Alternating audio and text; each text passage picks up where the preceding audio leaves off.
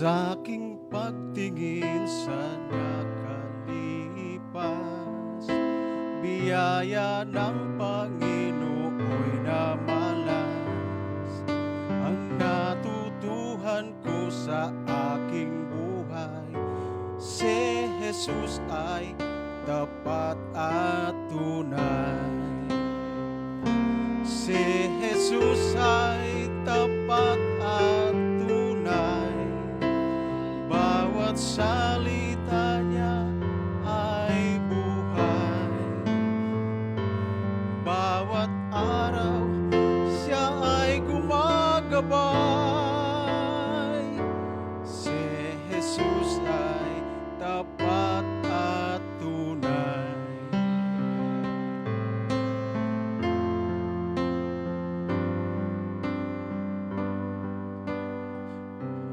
Puso ko'y nagagalak palagi sa bawat pangako niyang hinihintay. Balang araw siya'y makikita natin, si Jesus ay tapat at tunay. Si Jesus ay tapat at tunay. Bawat salita niya ay buhay. Bawat araw siya ay gumagabay. Si Jesus ay tapat at tunay. Sa bawat kalagayan, naroon ang pag-ibig niya. At sa aking kakulangan, siya ay may biyaya. Si Jesus ay tapat at tunay. Bawat salita niya ay buhay. Bawat araw siya ay gumagabay. Si Jesus ay tapat at tunay. Si Jesus ay tapat at tunay.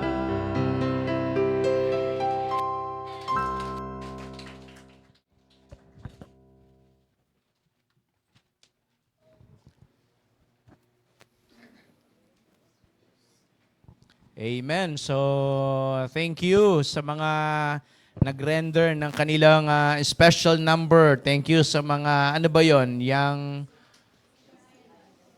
senior high. Ayan. At saka kay Brother Ronnie, isa sa mga masipag natin sa church. Ano po? At blessing na tayo. Sabi ko nga kila Kuya Celso, sana magkaroon din kami ng men's fellowship. O, di ba? Yung mga kalalakihan natin magkaroon din ng kagaya ng ginagawa ng ladies. Alam nyo ho, ang ganda nyong tignan pag mga nakapink kayo. O, para kayo mga bulaklak. Ano ho? At, pero bulaklak na sariwa pa ha. Hindi ho yung nalalanta na.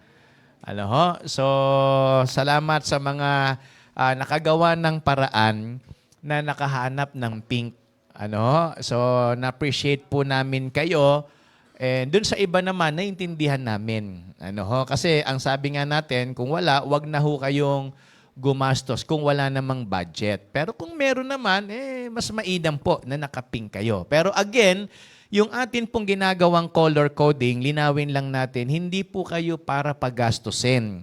Ano ho? Yung color coding, just to add an excitement ba, na pupunta ka sa church, ano kayang kulay suot, ano kayang pink nila, ano kaya itsura natin pag naka-pink tayo. Tama po ba mga kapatid? Hindi po ito doktrina o batas. Huwag maparamdaman ng iba, hindi ako naka-pink, sila lang ang masaya. No, hindi ho sa damit nakukuha yung kagalakan. Yung kagalakan sa klase ng puso meron tayo. Ano ho? Anumang kulay ang suot natin, ang mahalaga yung puso natin maayos sa Panginoon. Amen? Ulitin ko po ha, mga kapatid, ito po'y dagdag katuwaan lang. Hindi ho ito yung parang obligado kayo. Pag hindi kayo nakapink, hindi kami kasali, hindi kami pinapansin. Wala hong ganong espiritu dapat. Taboy ho natin yung ganong espiritu. Espiritu ng Diyos palagi ang maramdaman natin. Tama? Kaya kung ang pakiramdam ng iba'y parang hindi kami sinasali, hindi ho totoo yun. Ha? Kung may paraan, maganda. Kung wala talaga, pumunta pa rin ng church. Hindi ho dapat makapigil yon. Sabi ko nga, ito po just for for fun. Ayan. Para lang maganda tayong tignan kung sakaling magpipicture. Alam ko naman yung mga nanay natin dito hindi mahilig magpicture. Wala kayong kahilig-hilig magpicture ng kaunti. Kasi marami kayong magpicture. Alright, so again, good morning to everyone. Are you happy this morning? Nako, baka meron mga hindi pa nag-almusal dito.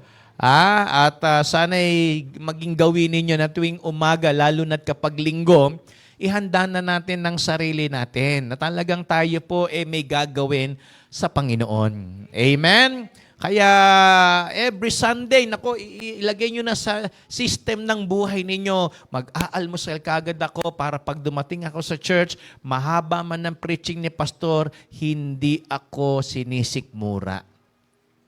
Di ba? Matutulog na ako ng Sabado ng maaga para kapag punta ko sa church ang nagpipreach si pastor, konti na lang ang tulog ko, hindi na ako mahaba. So kaya hindi ko ho kayo mapigilan, at hindi ko ho kayo pwedeng sabihan na wag na lang umaten kasi mas mahalaga pa rin kayong nandito. Ang iwasan nyo lang yung maghilik. Kasi mahihiya po kami, baka maistorbo namin kayo.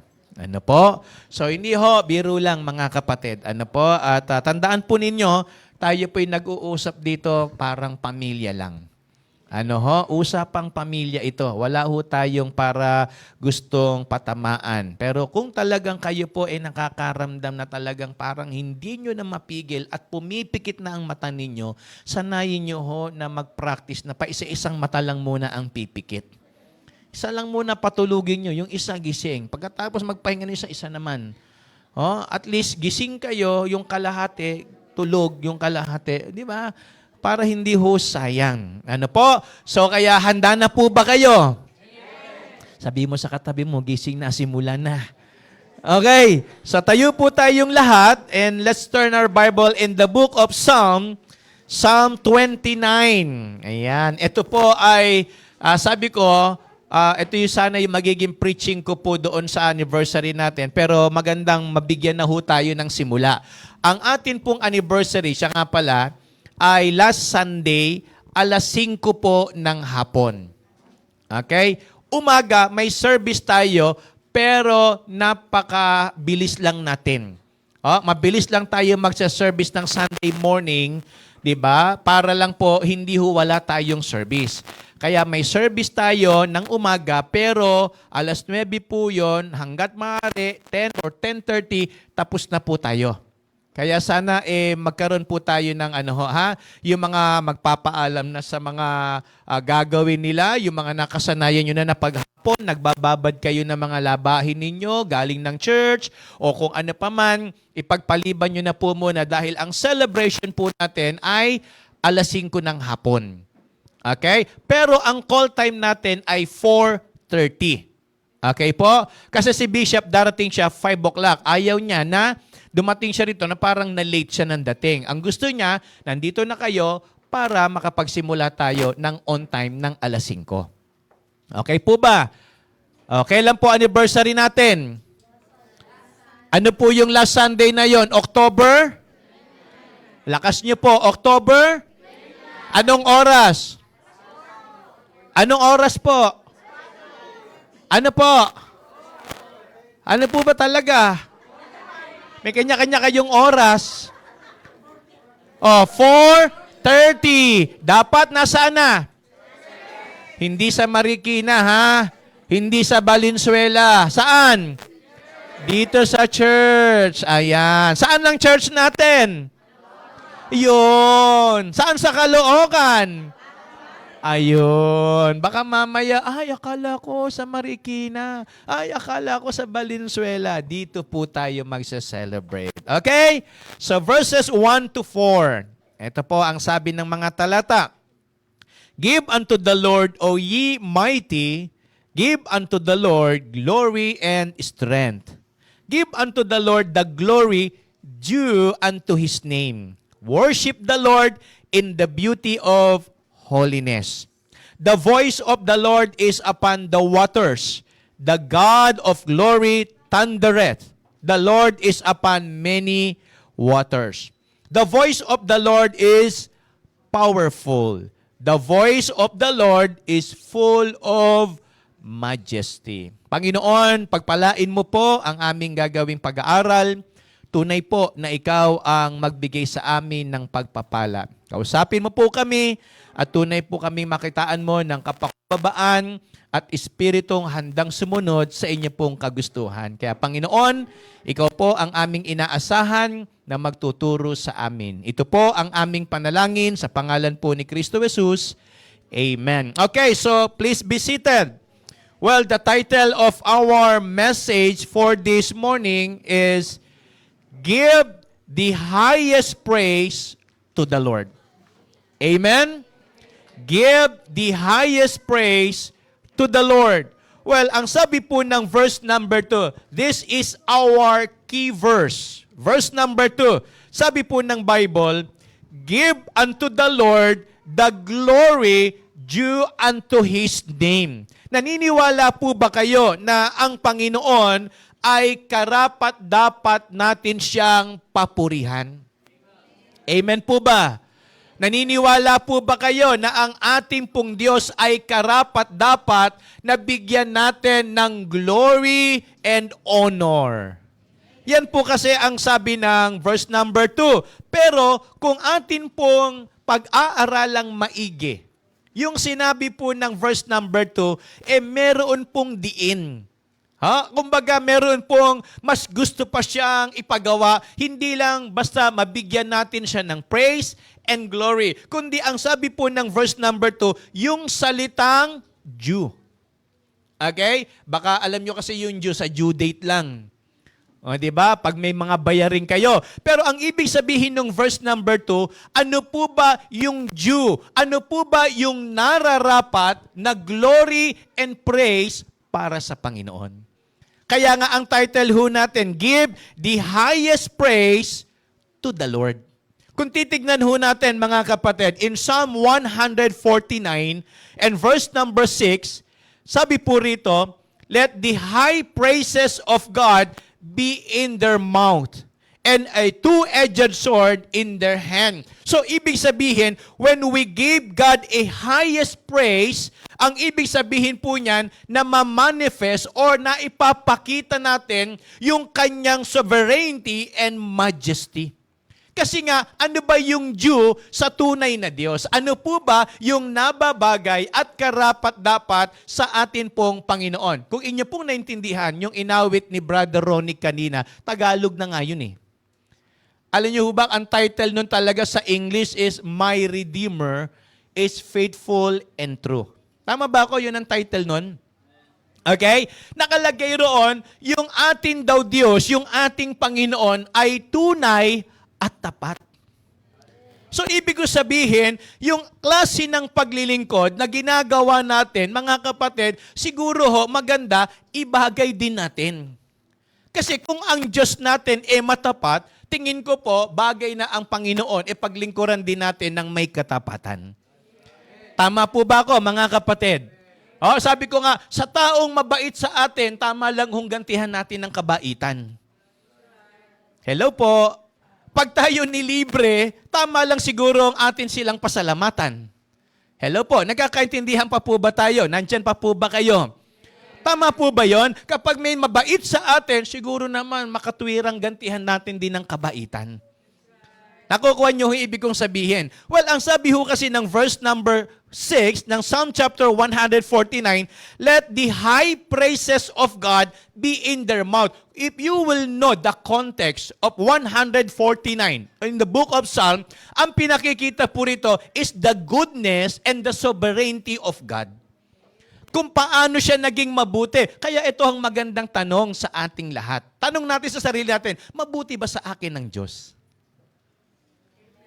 Ano po ang sagot ninyo? Mabuti ba sa inyo ang Diyos? Masasabi niyo po ba na ang Panginoon tapat at totoo? Totoo ba siya sa kanyang mga pangako? Tapat ba siya sa kanyang mga pangako? Mga kapatid, tingin ko po, kung meron mang nangyayaring sigalot sa buhay natin, kung meron man ho tayong nagiging problema, hindi pa rin ho yun magko-conclude na ang Diyos ay nagpapabaya. Alam nyo, isipin ko nga, ano kaya ang pakiramdam ng mga taong walang pera? Ano kaya ang pakiramdam ng mga taong maraming problema sa buhay? Ano kaya ang pakiramdam ng mga taong bigo, sawi sa pag-ibig? Diba? Kung titignan natin, mabigat sa kalooban yon. Pero ganun pa man, naniniwala pa rin ako, hindi ho nagkamali at hindi sila pinabayaan ng Diyos. Tama po, kasi nga tapat at totoo ang Panginoon natin. Amen? So ngayon, kung titignan natin, ito po ay nagpapahayag kung sino ang Panginoon sa ating mga buhay. Tignan nyo yung sinabi ng Isaiah chapter 9 and verse number 6. Ito po kasi ang Panginoon. Sabi po rito, "For unto us a child is born, unto us a son is given, and the government shall be upon his shoulder, and his name shall be called Wonderful." Yan ho ang tawag sa pangalan ng ating Panginoon. Ang sabi ng Bible, and His name shall be called Wonderful. Tama po ba? Pangalan pa lang ng Panginoon, ine-emphasize na nung talata kung sino siya. Pangalawa, not only Wonderful, Counselor.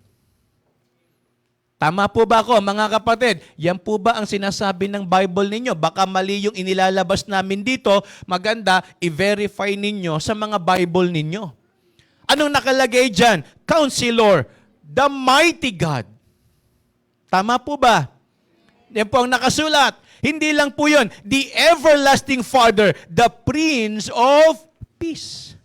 Sa madalit salita, ito ang ating Panginoon. Kaya kung tayo ay magpupuri sa Kanya, tingin ko po, dapat nating ibigay ang nararapat. Kaya kung magpupuri tayo, siguraduhin nating bagay doon ang Diyos. Tama po ba? Hello po. Kaya ito ho yung magandang bigyan natin ng pansin. Paano natin maibibigay yung highest praise sa Diyos? Number one, by giving to the Lord honorably. Huwag lang tayong bastang magbigay. Huwag lang tayong basta may gawin. Alam nyo, kung kayo'y umabot ng Sunday School kanina, naalala nyo yung ating tinalakay bago doon sa point number 3? Ano ba yung point number 3 natin? Ano yung una? Naku, nakalimutan na kagad. Ano yung una, di ba? How to develop your relationship with God. Tama? Para i-strengthen at maging healthy yung relasyon natin sa Diyos, ano yung unang kailangan? Pakilakas po ninyo. Very good. Anong ibig sabihin ng prayer? Communication. Napakahalaga ng merong communication. Tama po. Pangalawa, hello po. Parang sa gawi lang dito ako nakakarinig ng mga sagot. Dito kaya, ano yung pangalawa? Anong? Ulit. Service. Ayun. Pangatlo, availability. Pero bago natin talakayin yung pangatlo, diniscuss muna natin yung Romans chapter 12. Verses 1 and 2. Tama po ba ako? That you present your body as what? As a living sacrifice. So, ibig sabihin, ang Diyos daw ay karapat-dapat sa best na gagawin natin. Tama po ba? Okay. Kung kayo po ang tatanungin, ito po tanong lang natin. Kung kayo po tatanggap ng regalo, ayuda, tulong, o kung ano paman, ano po ang gusto nyong matanggap? Halimbawa, bibigyan ka ng regalo, Kisha. Kisha, di ba? Ano ang gusto mong regalo kung ikaw bibigyan ng pagkakataong regaluhan? Ano gusto mo, Kisha? Cash, magkano? Sige. Huwag ka, sky's the limit. Magkano? 100 pesos? Magkano? Ha? 100,000. Yun ang gusto mong regalo. 100,000. Totoo ba? O, yun daw ang gusto niya. 100,000. Cash ang gusto niya. Saan mo gusto padaanin? GCash? Paymaya? O sa Bombay? Okay. Pag tayo tatanggap ng regalo or anything, ang gusto natin is the best. Tama po ba? Nagkakaintindihan po ba tayo? Pag para sa atin, gusto natin the best. Hanggat maaari ang gusto natin, yung medyo may quality. Ayaw natin ng mga walang quality or substandard, ika nga. So ano ibig sabihin? Yun yung ating mentality. Kasi nga, pag para sa atin, gusto natin maganda at maayos. Tama po ba ako? Hello po. Nagkakaintindihan po ba tayo? Kung tatanggap tayo ng regalo, ayaw natin ng, di ba, pinag-ubra lang. Ayaw natin na pag tayo pakakainin, dyan lang. Hanggat maaari, gusto natin sa medyo may quality kainan. Minsan nga, nilibre mo na nga nagrereklamo pa Tama, naintindihan po ninyo, bayan, pinainom nga ako pero di mo naman kilala yung pangalan ng binilan namin. Naintindihan po ninyo? Kasi tayong tao, may tinatawag tayo na taste. Tama po ba? Yung iba nga ho sa inyo, hindi ko alam, baka kaya hindi nag-pink, hindi niya kasi caring mag-pink. Or hindi niya favorite yung pink. Baka iba naman, sobrang pink na pink kasi paborito niya yung pink. Tama po ba ko? Hello po, hindi naman tayo lahat okay sa pink Tama po ba? Hindi naman lahat ng babae ang favorite na kulay pink. Hindi naman lahat ng lalaki ang favorite color, blue. Hello? Baka akala niya pink din yung iba dyan. Hindi lang umaamin. Oh, di ba? May mga ganon. So anong ibig kong sabihin mga kapatid? Meron tayong tinatawag na taste. Meron tayong likes. Tama po ba? Ito gusto ko, ito ang okay sa akin. Pero ang tanong, pagdating naman po sa bahagi ng Diyos, kasi alam ng Diyos gusto natin Alam ng Diyos yung mga bagay na nagpapasaya sa atin. Tama po ba? Dapat alam din naman natin yung gusto ng Diyos. Hindi pwedeng tayo lang ang may gusto. Hindi pwedeng yung atin lang ang nasusunod. Kasi tignan po ninyo, ang sabi po ng Bible, naniniwala po ako in verse number 2, give unto the Lord the glory due unto His name. Tama po ba? Binasa natin yung Isaiah. Ano po ang pangalan ng Panginoon? Wonderful. Amen? Kung ang pangalan pa lang ng Panginoon wonderful, tingin nyo po, yung atin bang ibinibigay para sa pangalan ng wonderful. Hello po. We're not talking about the benefits. We're talking about the name of the Lord. Tama po ba ako? Nagkakaintindihan po ba tayo? Ang ibig ko pong sabihin, kung ang pag-uusapan yung pagkakilala natin sa Panginoon, yung bang ating mga ibinibigay, bagay ba sa pangalan ng Diyos? Nandiyan pa po ba kayo? Okay, we're not talking about the position. We're talking about the names. Hello po. Sabi ko nga, pag sinabi nating darating ang isang sikat, halimbawa, sino ho ang pinakasikat bang artista ngayon? Sa Pilipinas, Aware ba? Karang mga Pilipino kasi, hindi na mga Pinoy ang hinahihiligan Puro mga Koreano niya Sino na ba? Mga BTS na yan Sino ba yung mga sikat na Sino ba yung mga sikat na Korean ngayon? Hindi ako update Sino? Yung Mami, sino yan? Wala ka idea? Yung totoo. Wala kang kahilig-hilig, Tama. Weng, sino ba yon? Mami na kayo, tulungan nyo na ako rito. Nahihirapan na nga ako Anong pangalan, Ate Rose? Nahihiya. Huwag naman si Jumong. Sino? Ano ang pangalan? Si Lee Min Ho, na yun, matagal na yun, di ba? Medyo, na yun medyo may edad na si Lee Min Ho Ano pa, sino mas bago ngayon? Si? Tongha? Ano yung Tongha? Ano pangalan? Ha? Tongha? Songha? Songka? Songta? Songka? Songang? Hang? Songkang. Sungka na lang para walang hirap. Pihira.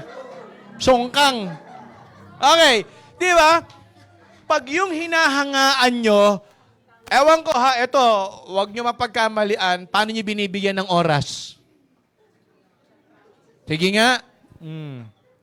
Yung mga palabas nila, kahit nga sa subtitle na lang kayo nagbabasa o kaya pag dinadab, hello, yun lang pa sinabi, hello. Ang daming buka ng bibig, hello lang. Okay, so anong ibig ko sabihin? Kung paano natin sila tinatrato sa pagkakilala natin sila, doon natin sila binabagay. Tama po ba ako? Hello po. We're not talking about the position, we're talking about the name. Pangalan pa lang to ng Panginoon. Tama po ba ako? Kaya kung may bibigay tayo, sabi ko nga, paano yan? Kung hindi lang si, ano pangalan nun? Songhang? Songkang? Songkang. Pangit naman ang pangalan nun. Songkang. Guwapo. Buti pa yung Joram. Oh. Ay, brad ha. Libre mo ako mamaya. Wala ka sa note ko. Hindi ka nakasulat dito. Nabanggit kita. So ano ibig ko sabihin? Yan ho hawig daw siya ni Ruru. Tama, di ba? Si Ruru Matnog. Kasi ba sa Matnog may Ruru? O, di ba? Ruru yun eh. Okay, so anong ibig ko sabihin mga kapatid? Pag yung pangalan, nadinig mo na, iba na kagad impression mo. Wow, darating sa Pilipinas. Tama? Hello po. Ewan ko kung naintindihan yung ibig ko sabihin.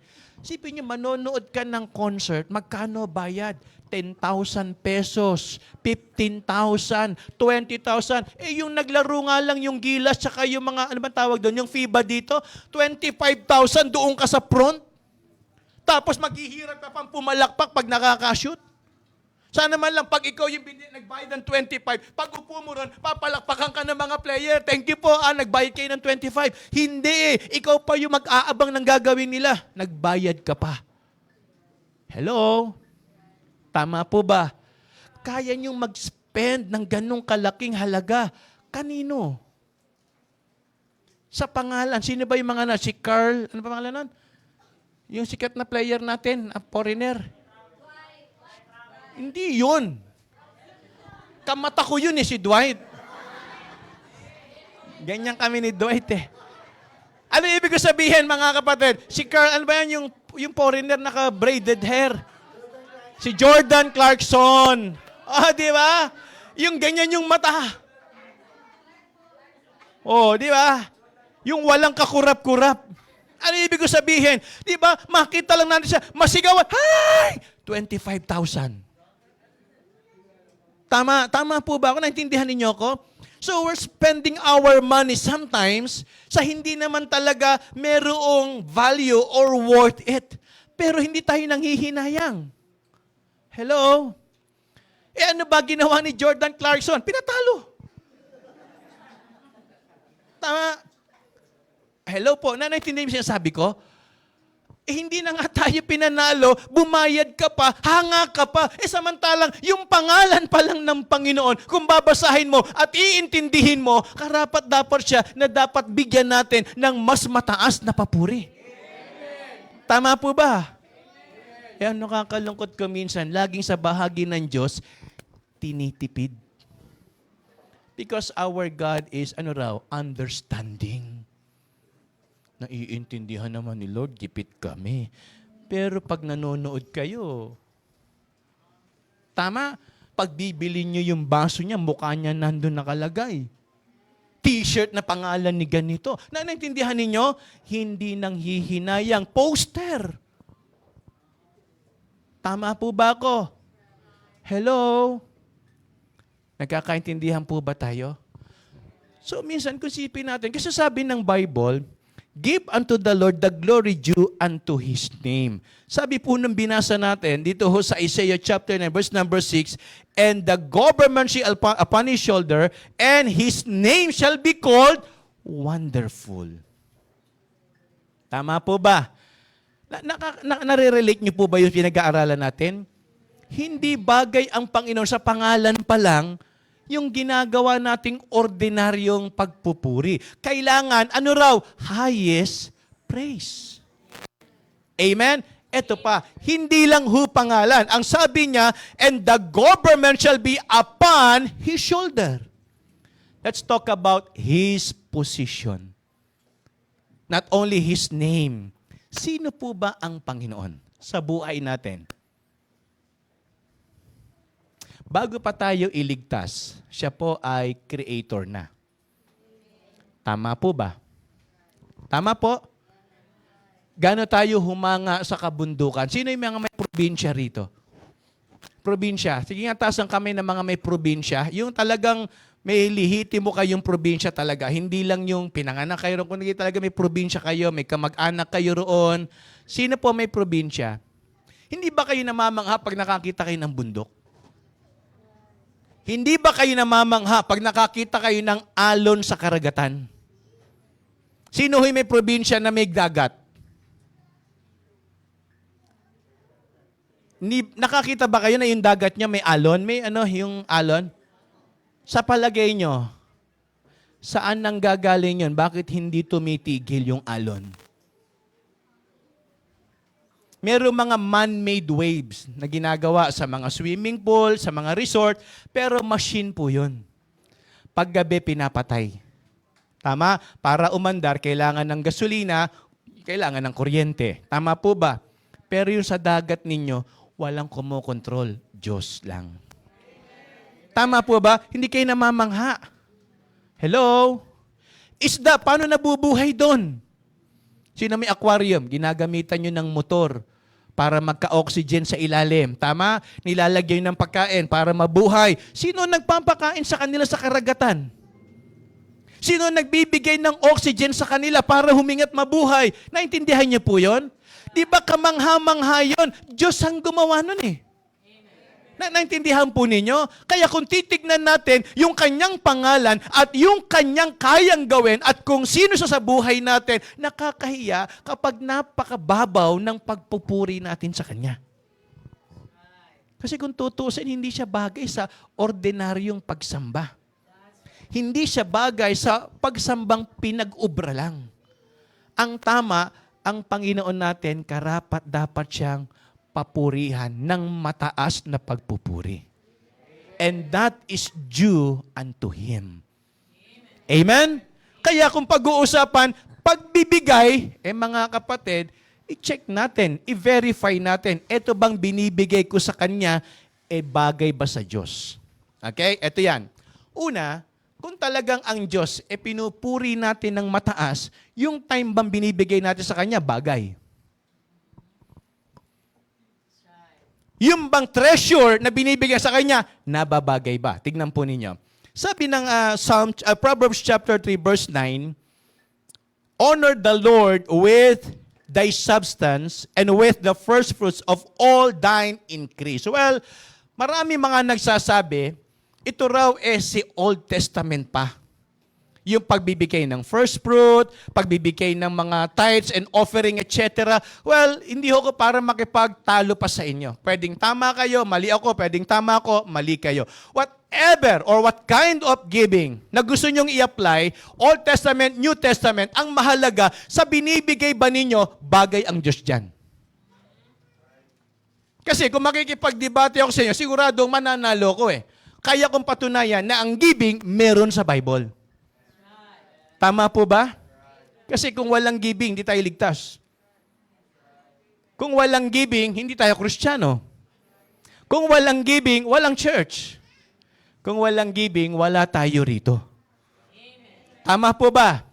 O ngayon, kung ang pag-uusapan, doktrina at theology ng giving, Diyos ang nag-apply, ano binigay niya?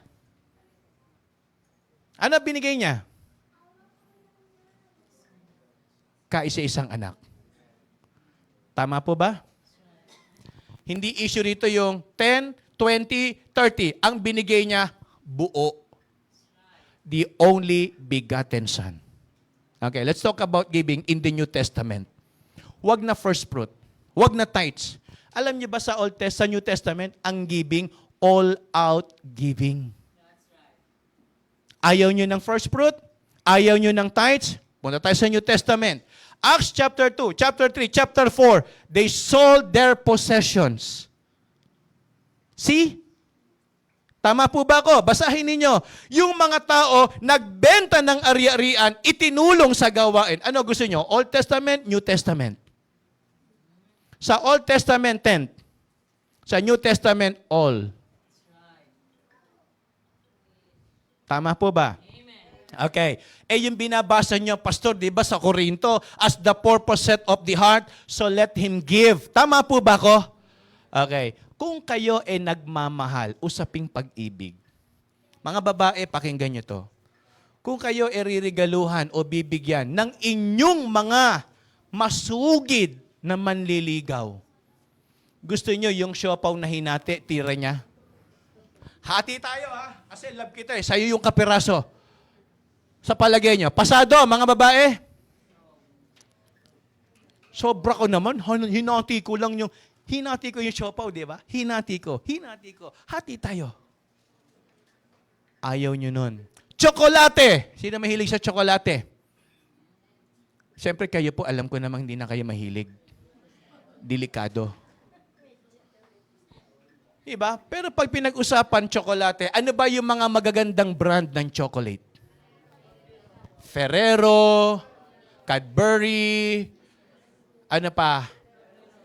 Toblerone, Hershey, ano pa ba? Ano ba? Ano? Adong, ano yung adong? Choknut. Sipin mo, birthday mo, regalo sa'yo isang pack na choknut. Sino umabot sa inyo ng Tootsie Roll? Tootsie Roll. Alam mo yung Tootsie Roll? Imported ang Tootsie Roll Di ba? Kaya lang nagkaroon ng locally made na Tootsie Roll. Ang Tootsie Roll talaga original. Okay? Meron tayo Tootsie Roll. Di ba yung pag kinahit mo yung tsokolate, yung mahabang ganun. Hindi pa yung tira-tira yun, ha? Iba pa yung tira-tira. Iba pa yung Tootsie Roll. Tapos, inabot niya ba yung tsokolate na parang bricks na ganun? Adong ba tawag doon? Yung hinahati. Ano na? Lala? O, yun. Basta ganun yun. Yung hinahati-hating ganun. Yung parang square, rectangle na ganun. Hahatiin. Di ba? Parang Milo yata tawag. Ano kung pangalan nun O, basta yun na yun. Inabot nyo kasi yun Ako hindi ko inabot yun. Okay? So, ibig sabihin, sipin mo, yung nagmamahal daw sa'yo, yun ang binibigay. Makatwiran po ba yun?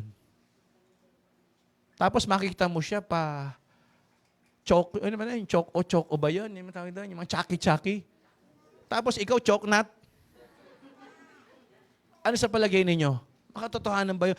Kung ang pag-uusapan, giving sa Bible, New Testament time, as the purpose set of the heart, ganun mo ba kamahal ang Diyos? Naintindihan po ninyo? Kung sa tao nga, kaya nating gumastos kasi mahal natin ano bang assurance na mahal din tayo niyan? Lalo na yung mga nanliligaw, laki ng ginagastos, di pa kayo sigurado kung sasagutin kayo yan. Paano pag hindi kayo sinagot? Balik mo nga lahat. Laki ginastos ko sa'yo, ha?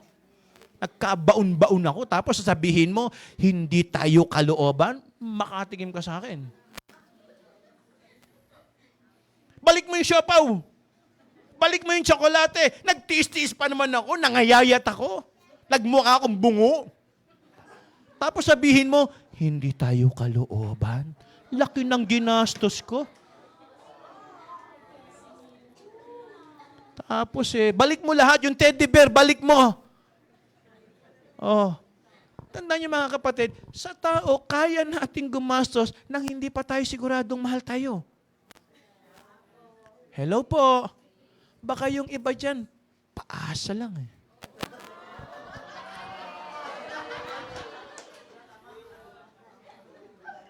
Kunwari, may tsansa, may pagkakataon, pero yung pala, gusto lang makalibre ng merienda.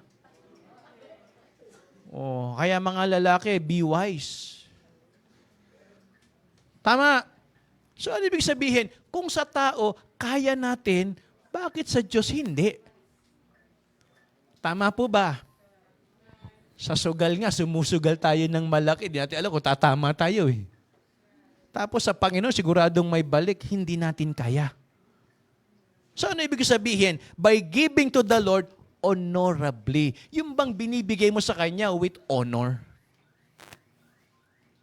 Tama po ba ako, mga kapatid? Pag nagbigay ka ng time, para ba siyang special sa'yo o spare time mo lang siya? Hello po. Sabi ko nga, magkita naman tayo. Sige, pag libre ako, ano mararamdaman nyo?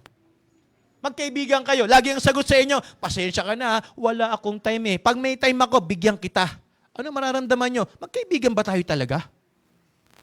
Hello po. Mahal mo ba ako talaga? Bakit wala kang oras sa akin? Kaya nga, doon natin mapaparamdam sa Panginoon kung talagang siya, binibigyan natin ng highest praise, ano yung binibigay natin sa Diyos? Spare time or best time? Lord, aatin ako pag libre ko. Lord, aatin ako pag gusto ko. Pwede naman yon. Ang tanong, ganun ba ang Panginoon sa buhay mo? Doon ba siya karapat-dapat? Kaya ang dapat niyong kantahin, Lord, patawad. Pagkat ako'y makasalanang nilalang. Lord, patawad. Naaalala ka lang kapag ako'y nasa kulungan. Di ba? O kaya nababaon sa pagkautang. Di ba? Naaalala lang natin siya kapag gipit na. Pero kapag masaya, Lord, patawad, pagkat ako'y makasalanan. Yun lang yun. Kaya isipin nating maigi, doon ba nababagay ang Diyos sa ginagawa natin? Pag nagbibigay tayo ng time, pag nag-o-offering tayo, yun ba yung klase ng Diyos meron tayo? Okay, eto pag ang pumunta ba sa bahay ninyo, halimbawa lang, kaibigan nyo na chismosa, ano ihahanda niyong pagkain? Dora. Mga pang-poison. Chismosa. Pero pag dumating, halimbawa, kumatok sa inyo si Mayor. Di ba? Mayor Vico Soto. Halimbawa lang, si Mayor Vico Soto ang kumatok sa inyo. Ano ihahanda nyo? Naku, Mayor, pasensya ka na. Ano bang meron kami dito? Matataranta pa kayo. Naku, Mayor, ikaw ba talaga yan? Tama ba ako? Paano kung si Mayor Victoriano lang pala? Hindi pala Vico Soto. Mga bolero kayo. Kayo rin, mga 8-0 kayo, Ano ibig ko sabihin? Di ba, kapag tinitingala ang tao, iba ang trato natin. Hello po, naintindihan niyo ibig sabihin? Paano kung ang pumunta sa inyo si Tongkang? Ayun, Tongkang ba yun? Songhang. Baka himatayin kayo. Ding-dong, ikaw ba yan? Ano ibig ko sabihin, mga kapatid? Di ba meron tayong sinisino? Tama po ba? Total Panginoon naman yan. Understanding yan. Kung kailan ako may time, sige. Ito lang ang natira sa akin, sige. No, hindi dun bagay ang Diyos. Panginoon siya. Wonderful. Hello? Tignan nyo ho, sabi ng Exodus chapter 22 verse number 29, Thou shalt not delay to offer the first of thy ripe fruits and of thy liquors and the firstborn of thy sons shalt thou not give or thou give unto me. Imagine nyo hindi lang pera, gamit, kundi maging buhay ng anak. Dapat lagi una ang Panginoon. Tama? Kasi ang sabi dyan, thou shalt not delay to offer the first. Tama po ba ko? Anong ibig sabihin nung first dyan? Ang gustong i-imply niyan sa atin, laging dapat sa lahat ng meron tayo, una ang Panginoon. Tama po ba? Hello po. Hindi lang first fruit ang issue dyan. Lahat ng meron tayo, dapat laging una ang Panginoon. Amen? Dapat yun ang mentality natin. Panginoon siya. Dapat siya ang mas espesyal sa buhay nating lahat. Tama po ba ko? And that is due unto Him. Doon bagay ang Panginoon. Then, sabi ng Acts chapter 4, verses 33 to 37, And with great power gave the apostles witness of the resurrection of the Lord Jesus, and great grace, take note, If you have your Bible and if you have a marker, then put it in this phrase. Ang sabi po dyan, great grace was upon them all. Anong ibig sabihin yan? Binigyan sila ng Diyos ng hindi lang basta biyaya. Ang sabi ng Bible, great grace. Tama po ba ako? Okay. Ito ngayon ang nangyari. Verse 34, neither was there any among them that lacked. For as many as were possessors of lands or houses, sold them. This is yung sinasabi ko kanina. Kung ayaw nyo ng Old Testament giving, gusto nyo ng New Testament, itong i-apply nyo. Sino sa inyo ang may lupain? Sino sa inyo ang may bahay? Sino sa inyo ang may ari-arian? Anong sabi ng Bible? And sold them and brought the prices of the things that were sold and laid them down at the apostles' feet. Tama po ba ako? Ayaw nyo ng 10%, ayaw nyo ng 20%, and then bentahan tayo. Yan ang desire ng puso nila. Tama po ba? Alam mo, sabi ko nga, anumang klase ng giving, ang pag-uusapan natin, hindi ho tayo mananalo sa Bible. Siguradong may giving.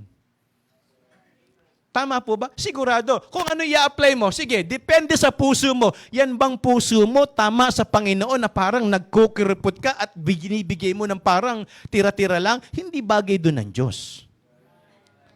Tama po ba? Hindi bagay doon ng Diyos. Sila nga nagbenta pa eh. In verse 35, and laid them down at the apostles' feet, and distribution was made unto every man according as he had need. And Joseph, who by the apostles was surnamed Barnabas, which is being interpreted the son of consolation, a Levite. Alam mo sabihin ng Levite? Siya yung taga-kolekta ng offering. Okay? Siya yung tagakuha ng offering. Ang sabi ng Bible, of the country of Cyprus, having land also, and sold it, and brought the money, and laid it at the apostles' feet. So kahit sino sa kanila, basta't meron, ibibigay.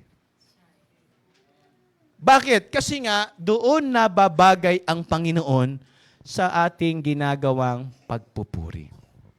Okay. Balikan natin yung passage natin. Kung babasahin niyo po itong chapter 29 na ito, ilang salita na mababasa niyo yung give, ilang beses. In verse number 1, give unto the Lord, O ye mighty. Alam mo yung sabihin nun? Kayong mga pinagpala, kayong tumanggap ng kalakasan, kayong may blessing. The word mighty is not just yung parabang magaling. Kundi ang ibig sabihin dyan, kayong biniyayaan. Kayong pinalad. Kayong meron. Ano sabi niya? Give unto the Lord. You mighty, give unto the Lord glory and strength. Verse number 2, give unto the Lord. How many times? Tama po ba ako? Kaya kung ang pag-uusapan, yung pagbibigay ng praise, pwede nating ibigay yan by giving sa Panginoon to the Lord honorably. Kung magbibigay ka, gusto natin merong dangal. Hindi lang basta may hinulog, hindi lang basta pumunta, binigay natin yung best natin para sa Panginoon. Amen? Doon siya bagay. Tama po. Kasi nga kung tayo, tatanggap tayo, gusto natin the best eh. Tama po ba? Ayaw natin. Okay. Sino sa inyo, pag pumipila at tumatanggap ng ayuda o ng pabor, gusto lagi siyang nasa huli? Kaya nga may nag-aaway eh. Ako una rito eh. Karating mo lang eh. Doon ka sa likod. Di ba tama? Pagpilahan, ayaw natin nasa dulo. Gusto natin nasa una tayo. Tama? Kasi gusto natin lagi tayong inuuna. Tama po ba ako? Hello po. Pagtatanggap tayo ng favor, gusto natin, una tayo. Okay. Nitong kailan ba ako hindi nag-bread talk? Tuesday ba yon? Tuesday? Tama ba ako Tuesday? Kasi pumunta kami sa Cavite, doon kay sa bahay ni Bishop. So pagpunta namin doon, lahat kaming mga pastor, ako, si Pastor Bus, nakamotor po kami, daan kami ng expressway. Okay. Yung mga, si Pastor Dong, Pastor Joey, basta tatlo sila, Pastor Resty, pumila sa likod ng pila ng toll gate. Ako po yung nag-a-assist kay Pastor Boots. Nagulat ako si Pastor Boots, sumingit sa maraming sasakyan. Pumunta kagad sa toll gate. Malapit na kagad doon sa counter. Sumunod naman ako. Naka-intercom kami. Sabi niya, pambihira yung dalawa, siningitan tayo. Nasa dulo lang natin yan. Biglang nasa harap. Sabi ni Pastor Boots, oy, senior to. Priority ang senior citizen. Tama po ba ako? Naintindihan ninyo?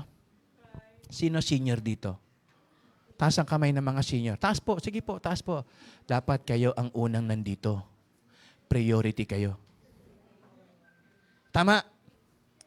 Pag sa pabor, gusto natin priority tayo. Pero dapat pag para sa Panginoon, dapat siya ang priority. Tama? Gulat sila, pambihira yung dalawa. Inovertikan tayo, inunahan tayo. Sabi ni Pastor Boots, nakakalimutan nyo, senior citizen ako. Bakit si Robert? Alalay ko yan. Kailangan ng senior ang umaalalay. Kaya mapalad yung nag-aalalay sa senior na dadamay sa priority lane.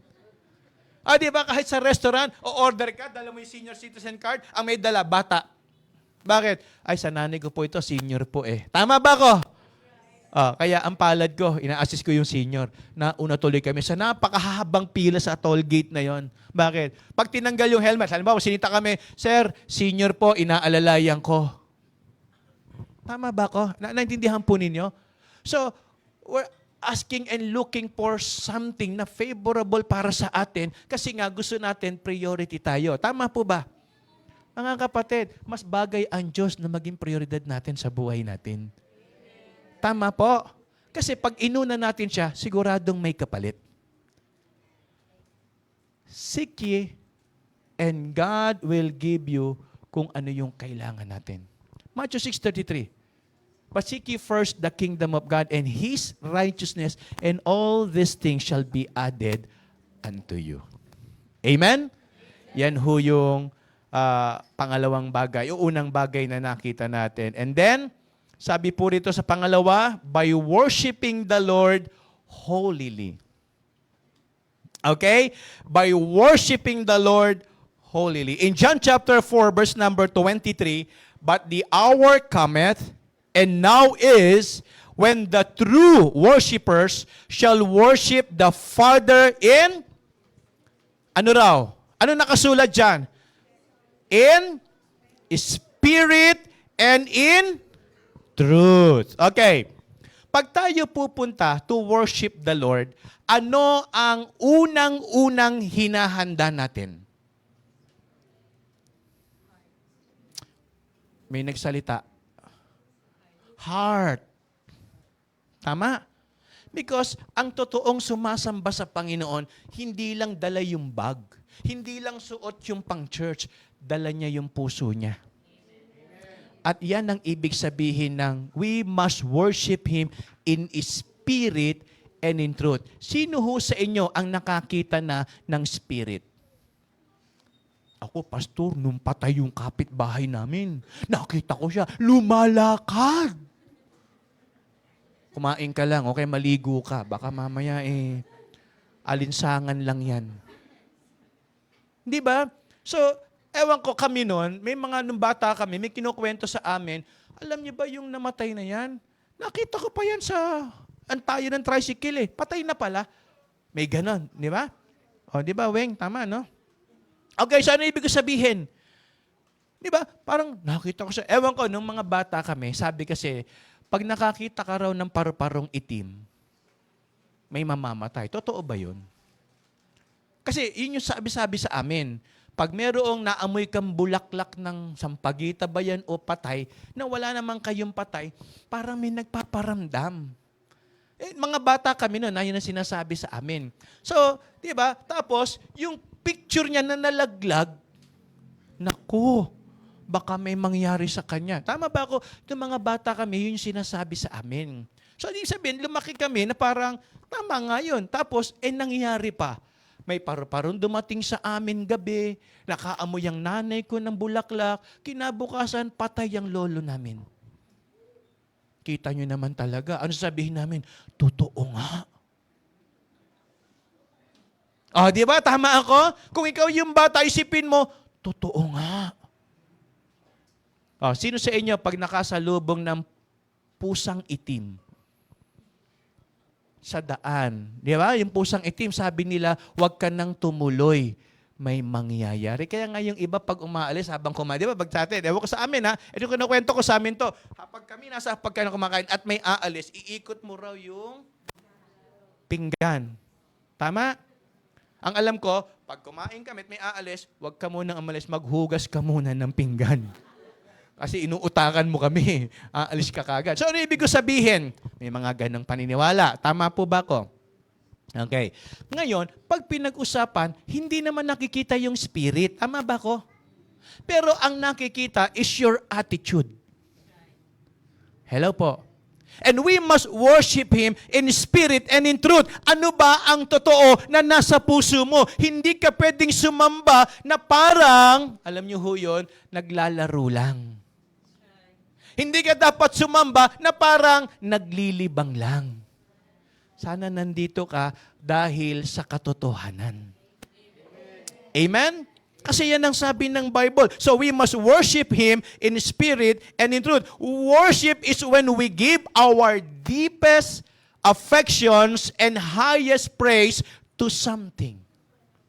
True worship of God is when we love Him with all our heart, our soul, our mind, and strength. It's when we praise God above everything else and put Him first in our hearts. Kung talagang siya, Diyos para sa iyo, hindi mo siya ituturing na ordinaryo. Gagalangin mo siya at mamahalin mo siya ng higit sa lahat.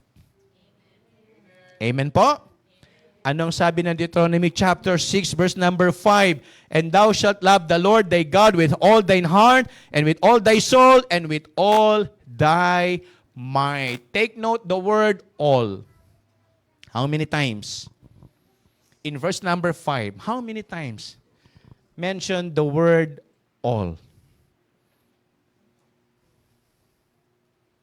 1, 2, 3.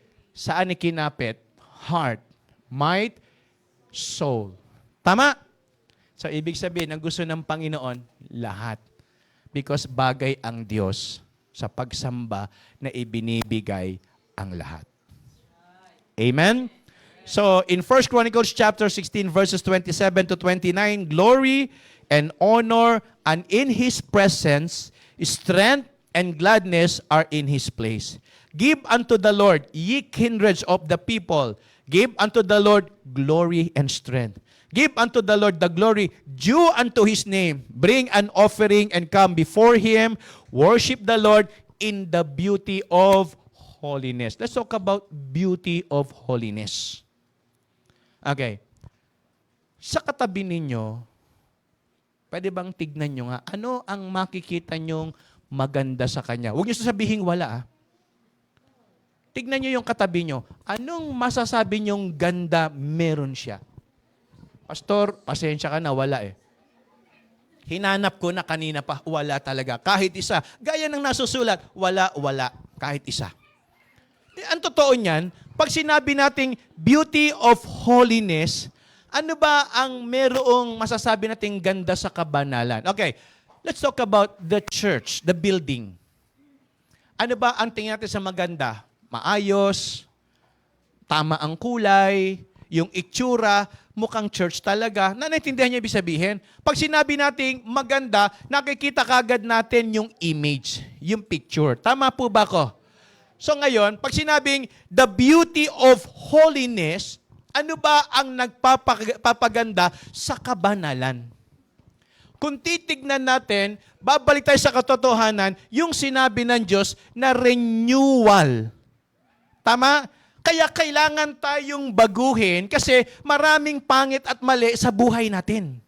Kaya sabi ng Bible, therefore, if any man be in Christ, he is what? He's a new creature. Kaya kung titignan natin, pagdating sa gawain, maraming binabago ang Diyos sa buhay natin at sa paligid natin kasi nga, ang larawan dapat ng gawain ng Diyos, holiness. Kaya ako naniniwala sa church, dapat maganda. Bakit? Kasi may mga pangit na binago. Tama? May mga mali na itinama. Hello po. Kaya pag tinignan natin ang church, dapat ang makikita, beauty of holiness. Amen? Kaya masarap dapat pumunta sa church kasi nandiyan ang totoong pinaganda ng Diyos. Kaya wag mo sabihin sa akin, wala kang magandang makita sa tabi mo. Sigurado meron. Tignan mo, maganda yan. Bakit? Inayos na yan ng Diyos eh. Tama ba ko? Nung wala tayo sa Panginoon, the Bible says, we are condemned already. Ano ibig sabihin nun? Pag nakita kayo ng condemned building, wasak at wawasakin pa. Tama? Walang pakinabang. Pero yung katabi nyo ngayon, pinaganda ng Diyos. Kaya sabi mo sa katabi mo, napakaganda mo. Nag-uumapaw ang ganda mo. Usli ang ganda mo. Di ba? Kasula-sulasok ang ganda mo. Parang baliktad yata. Di ba? Kasi hindi man ako maganda sa tingin ng tao, siguradong ako ay inayos ng Diyos. Amen? Kaya pagdating sa pag-worship, ang gusto ng Panginoon, yung katanggap-tanggap na pagsamba. Tama po ba mga kapatid? Hindi ho tayo malinis sa mata ng tao. Ang tingin pa rin sa atin, masama tayo. Tama po ba? Kaya ang hirap pag nag-i-invite ka, tapos kilala ka nila na yung ugali mo kung sino ka noon. Maniwala ka dyan. Totoo ba yan? Ngayon lang yan. Hindi yan tatagal. Di ba? Ganun yung inisip nila. Kasi kailangan tayo masama eh. Pero sa matarapan ng Panginoon, yung ginagawa natin, tinatanggap to kasi nga inayos na tayo ng Diyos. Kaya kailangan tayong manatili sa Panginoon dahil yung mga tao, hinatulan tayo. Kaya kung makikita po ninyo, sabi ho ng Romans chapter 12 verse number 1, that you present your body as a living sacrifice, holy, acceptable, which is your reasonable service. Amen? Kaya kung sasamba tayo at gusto natin siyang bigyan ng highest praise, ano ang dapat? Anong sabi po ng point number 2? Malinaw, by worshiping the Lord holily. Kailangan with righteousness. Anong sabi ng Matthew 6:33? But seek ye first the kingdom of God and His righteousness. Dito natin makikita yung beauty ng church. Ano ba ang nagpapaganda sa church? Not the building. Ang nagpapaganda sa church is the people. Amen? Kahit gaano kaliit ito, kapag nandito, mga Kristiyanong totoo at tapat sa Panginoon, daig pa natin ng malaki na maganda, hindi naman para sa Panginoon. Tama po ba? Kaya yun yung pangalawa. And last but not the least, number 3, by obeying the Lord humbly. Ang gusto ng Panginoon, hindi lang sumusunod, kundi sumusunod ng may kapakumbabaan. Because in John chapter 14, verse number 15, if you love me, keep my commandments. Okay. Pwede niyo bang sabihin, mahal kita, Panginoon? Sabihin niyo sa Kanya, I love you, Lord. Pero kung patutunayan, paano? Sabi ng Bible, keep my commandments. Huwag niyong itago. Minsan literal tinago. Tama? Ang ibig sabihin ng keep, gawin. I-apply. Tama? Kung mahal niyo ko, sinusunod niyo dapat ako. Hello po? Tama po ba ko? Yun po ba ang pwede maging understanding natin dito? If you love me, keep my commandments. Okay, who says, mahal ko ang Diyos? Parang kumonte. Sino sa inyo nagsasabing mahal ko ang Diyos? Okay. Kung mahal natin ng Diyos, John chapter 15, verse number 10, if you keep my commandments, ye shall abide in my love. Tama? Okay? And sabi niya rito, and even as I have kept my Father's commandments and abide in His love. Kung mahal ko ang Ama, susunod ako sa utos niya. Tama po ba? At kung mahal niyo ko, dapat sumusunod kayo sa akin. Tama po ba ko? Yun po ba yung prinsipyo? Okay. 2 John chapter 1 verse number 6. And this is love, that we walk after His commandments. This is the commandment that as ye have heard from the beginning, you should walk in it. Ang ibig sabihin nun, kung talagang mahal daw natin siya, dapat sinusunod natin siya sa buhay natin. Okay. If we say commandment, sabi nga ng Bible, it is not grievous. Ang salita ng Diyos at ang utos ay hindi nagpapahirap. Ang kautosan ng Diyos ay nagdadala sa atin sa buhay na pinagpala. Amen? Ngayon, ito ulit ang tanong. Mahal ba natin siya? Kung mahal natin siya, sumunod tayo ng tama. Amen? Gawin natin yung utos ng Panginoon. And as I close, in Psalm 145 verse number 3, the Bible says, great is the Lord and greatly to be praised, and His greatness is unsearchable. Brethren, hindi bagay ang Diyos sa ordinary service. Hindi bagay ang Diyos sa ordinary worship. Bagay siya to the highest praise. Amen? Bagay ang Diyos sa pinakamataas na pagpupuri sa Kanyang pangalan. Kaya nga, sana sa umagang ito, makita natin kung paano natin magagawa sa harapan ng Diyos. May 3 bagay tayong tinuro. I-apply natin sa ating mga buhay. Manalangin po tayo. Panginoon, maraming salamat po sa inyong ginawang pagtuturo. Salamat, Panginoon, sa paalala mo po sa amin. Sa pangalan ni Jesus, habang lahat kami nakayuko at nakapikit, nilingan ko po na tayong lahat ay magsitayo